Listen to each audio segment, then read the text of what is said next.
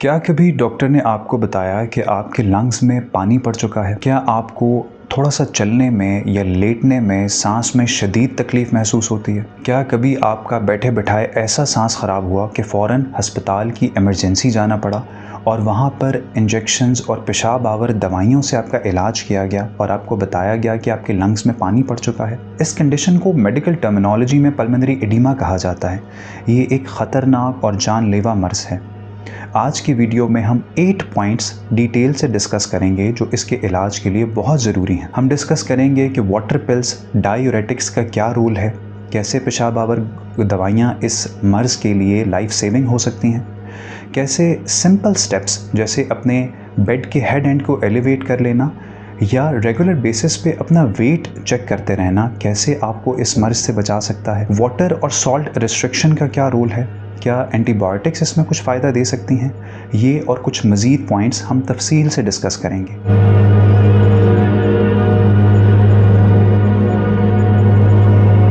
मेरा नाम डॉक्टर जुनैद अरशद है। मैं एक कार्डियोलॉजिस्ट हूँ, हार्ट का स्पेशलिस्ट डॉक्टर हूँ। अगर आपको मेरी वीडियो पसंद आए तो प्लीज़ कमेंट सेक्शन में ज़रूर बताइएगा। मैं ऐसी बहुत सारी वीडियोस बना सकता हूँ जो आपके लिए बहुत मुफीद साबित हो।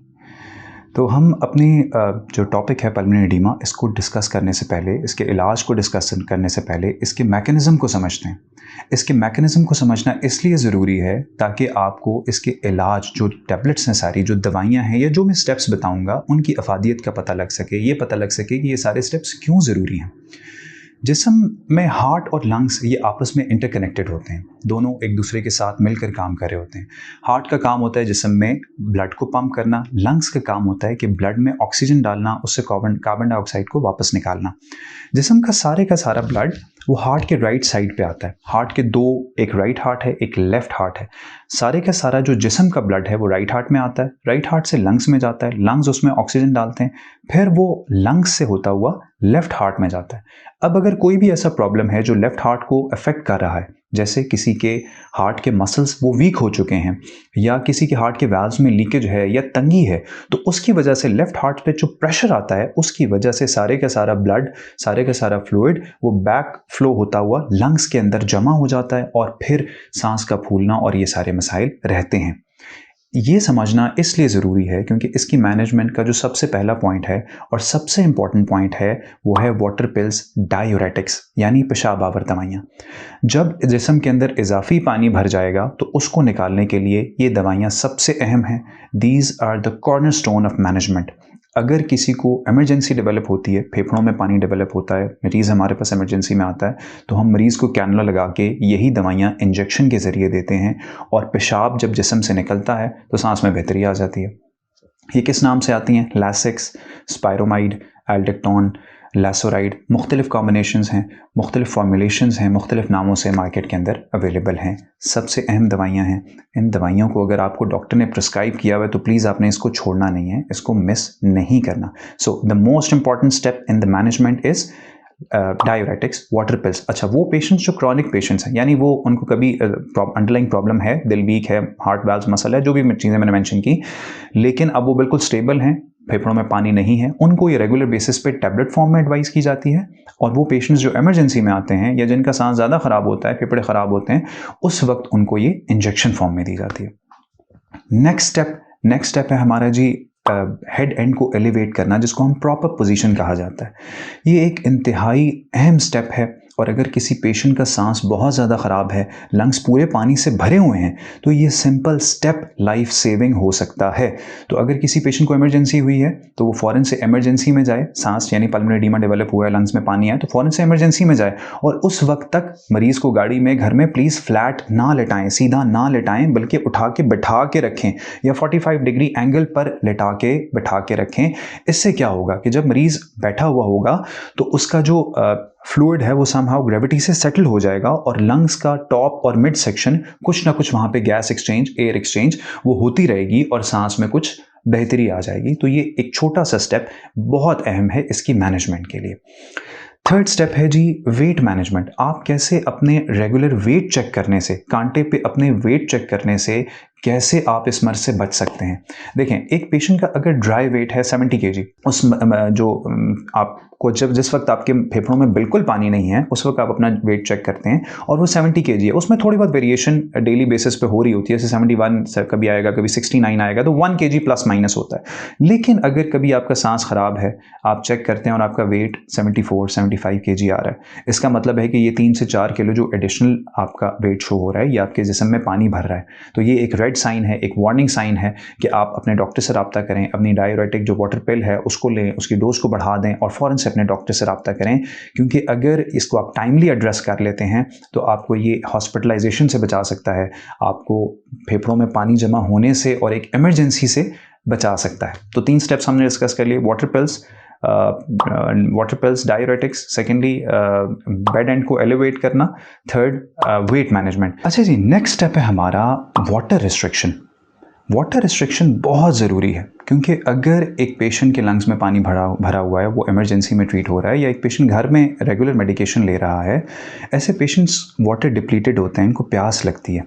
तो अगर एक पेशेंट इमरजेंसी में दाखिल है, हम उसको दवाई दे के एक तरफ से पेशाब के ज़रिए इजाफी पानी को निकाल रहे हैं और दूसरी तरफ वो रोज़ाना बहुत ज़्यादा पानी 2 लीटर पानी पी रहे हैं, तो उसके साथ ये मर्ज़ ठीक नहीं होगा। इन पेशेंट्स को बहुत ज़्यादा प्यास लगती है, इसलिए वाटर रिस्ट्रिक्शन बहुत ज़रूरी है। जब एक पेशेंट पल्मोनरी एडीमा के साथ लंग्स में पानी के साथ अस्पताल में दाखिल होता है, तो 3 से 5 लीटर तक इजाफी फ्लूइड उसके लंग्स में ऑलरेडी होता है, उसको निकालने में 1-2 दिन डेफिनेटली लग जाते हैं। अगर उस दौरान वो डेली बेसिस पे 2-3 लीटर पानी साथ में पीते भी रहेंगे तो ये मर्ज़ ठीक नहीं होगा। इसलिए जो पेशेंट्स हॉस्पिटल में दाखिल हैं या जो घर पे रेगुलर मैनेजमेंट पे हैं, दोनों के लिए वाटर रिस्ट्रिक्शन बहुत ज़रूरी है। अब डेली वो कितना पानी पी सकते हैं? उसूल इसके लिए ये है कि जितना पेशाब आ रहा है उससे 4 ग्लास एडिशनल, यानी 1 लीटर एडिशनल उससे फ्लूइड वो इनटेक कर सकते हैं। उसको कुछ लोग मॉनिटर कर लेते हैं, ये भी एक तरीका होता है कि आप अपने पेशाब को एक बॉटल के अंदर करें और देख लें कि डेली बेसिस पे कितना पेशाब आ रहा है और उससे 4 ग्लास एडिशनल पी लें। लेकिन ये एक रफ सा एस्टिमेट है, 4 से 5 ग्लास। वो मौसम हॉट ह्यूमिड वेदर के अंदर जब स्वेटिंग बहुत ज़्यादा होती है, वाटर लॉसेस जिस्म से ज़्यादा हो रहे होते हैं, उसमें इसका इंटेक आप ज़्यादा कर सकते हैं। तो water restriction, fluid restriction, weight management, elevate bed hand और वाटर पिल्स। नेक्स्ट स्टेप है सॉल्ट रिस्ट्रिक्शन। नमक की कम करना बहुत ज़रूरी है। खाने में नमक का इस्तेमाल बिल्कुल बंद नहीं करना। आपने तकरीबन एक जो छोटा चाय का चम्मच होता है वो या उससे भी कम 24 घंटे के अंदर नमक अपने खाने में ज़रूर रखना है। जो नमक होता है वो जिस्म में इजाफी पानी जमा होने का सबब बनता है और फिर वो पल्मोनरी एडीमा को या लंग्स में पानी भरने को प्रेसिपिटेट कर सकता है। लेकिन प्लीज़ खाने को बिल्कुल टेस्टलेस नहीं करेंगे। खाना जब बिल्कुल टेस्टलेस कर देते हैं उससे क्वालिटी ऑफ लाइफ बहुत मुतासर होती है और उससे जो आउटकम्स हैं वो अच्छे नहीं होते हैं। मरीज़ हमारे पास आते हैं, वो कहते हैं बिल्कुल फीका खाना खा रहे हैं, ऐसे नहीं करना। जो एडिशनल नमक सलाद के ऊपर, फ्रूट के ऊपर डाल के खाते हैं, उससे अवॉइड करना है। नेक्स्ट स्टेप है ट्रीटमेंट ऑफ इन्फेक्शंस। अगर आपको, स्पेशली सर्दियों में ये चीज़ बहुत कॉमन होती है, लंग्स में पानी पड़ने के जो मरीज़ हैं वो सर्दियों में बहुत ज़्यादा आना शुरू हो जाते हैं। क्यों? क्योंकि जिस्म में इन्फेक्शन होता है, लंग्स का इन्फेक्शन होता है, वो हार्ट के ऊपर स्ट्रेस डालता है, हार्ट ऑलरेडी कॉम्प्रोमाइज़ होता है और उससे फ़ौरन फेफड़ों के अंदर पानी भर जाता है। तो अगर किसी को माइनर से सिम्टम्स इन्फेक्शन के आते हैं, प्लीज़ फ़ौरन डॉक्टर को कंसल्ट करें। एंटीबायोटिक्स लेने में बिल्कुल भी हिचकिचाएं नहीं, बहुत एग्रेसिवली इन्फेक्शंस को ट्रीट करें। इससे अगला पॉइंट है एनुअल वैक्सीनेशन। जो साल में एक दफ़ा फ्लू की वैक्सीन लगती है वो ज़रूर लगानी है, क्योंकि लंग इन्फेक्शन, फ्लू, इससे काम शुरू होता है, फिर चेन ऑफ इवेंट्स चलता है, अल्टीमेटली लंग्स में पानी पल्मोनरी एडीमा के साथ पेशेंट लैंड करता है। नेक्स्ट स्टेप है ट्रीटमेंट ऑफ अंडरलाइंग कॉज। अगर आपका इसकी जो मेजर कॉजेज़ हैं, इसमें सबसे इंपॉर्टेंट, सबसे कॉमन कॉज है कि हार्ट अटैक हुआ, दिल कमज़ोर हो गया, या दिल की शरियानों में अभी भी तंगी है जो कि बार बार चेस्ट पेन का सबब बन रही है, इस्कीमिक हार्ट डिजीज़ है।